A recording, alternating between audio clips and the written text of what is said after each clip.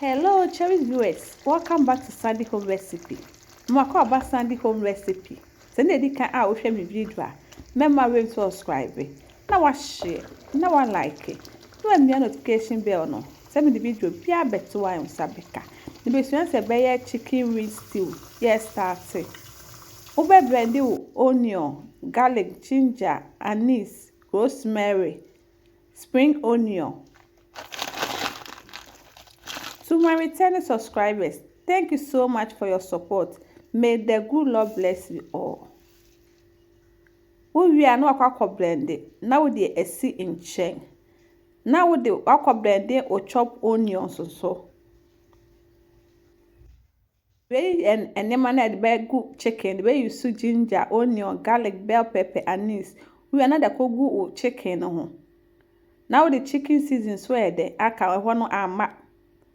All pepper season sweating, aka salt to taste. One mixing it together.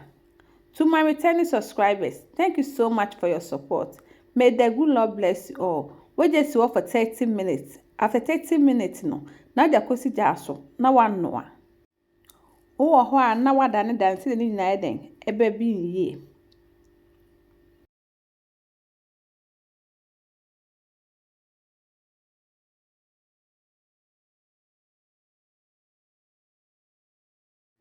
Aha no aye ready. No akwachi medium hot oil mu.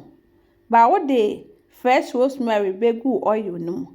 Edo ana afi de wo de wonam na eden egum ansa na wa eden wache. Tembia wo ho anu dane se de enhye. Na ni na ba bempe. To my returning subscribers, thank you so much for your support. May the good Lord bless you all.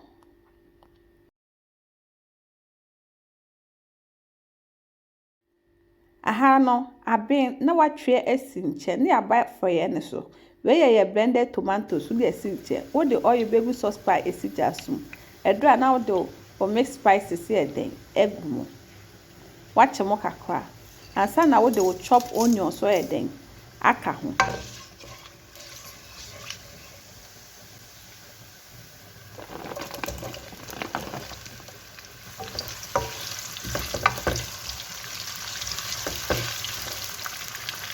wachi onion kakra we na wo de o blended pepper mix here den abegu na no so wache mo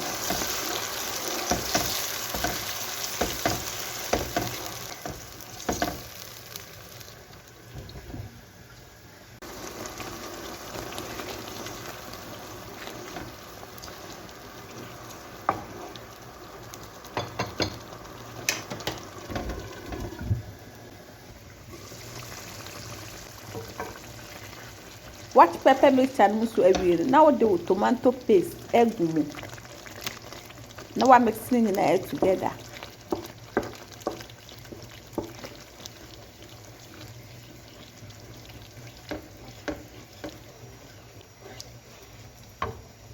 we mixing ewie no wakata so sem bia wo ho an no wanum se da se e de enhye na eja no so walo ni kakra aha no na wo de blended fresh tomatoes near them abegum tomato sauce and now tomato puree where be homemade na no so eden with the agum one mixing it together no we just suka bebe but time bia wo ho an wa check eden ahwe na eja no so walo no wo de suka kra eden aka ho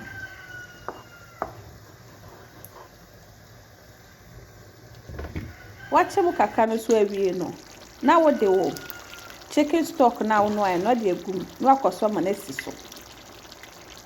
To my returning subscribers, thank you so much for your support. May the good Lord bless you all.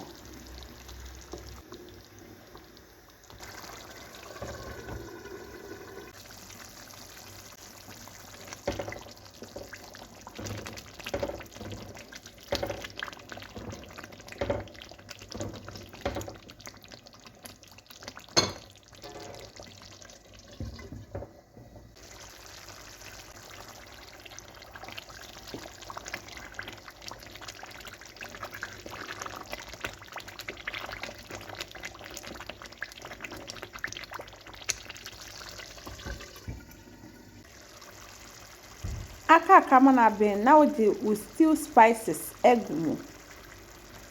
All pepper spices, salt to taste, season cube optional umpa yene enkam. One mixing together. Now this is suko simbe but time bia se ulo eja no.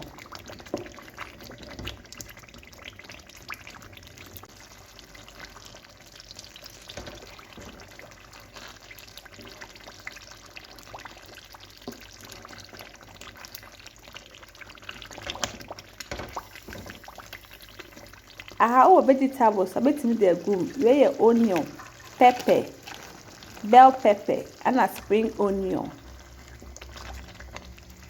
Me pema di kai a wo hwe me video a mema we to subscribe. Na wa share, na wa like. Na wa notification bell no. Say me the video bia beto wa wo side de beka. Aha na wo de wo chicken na wo cheese nche no de ba be gum. Na wa nu ni nyina mu.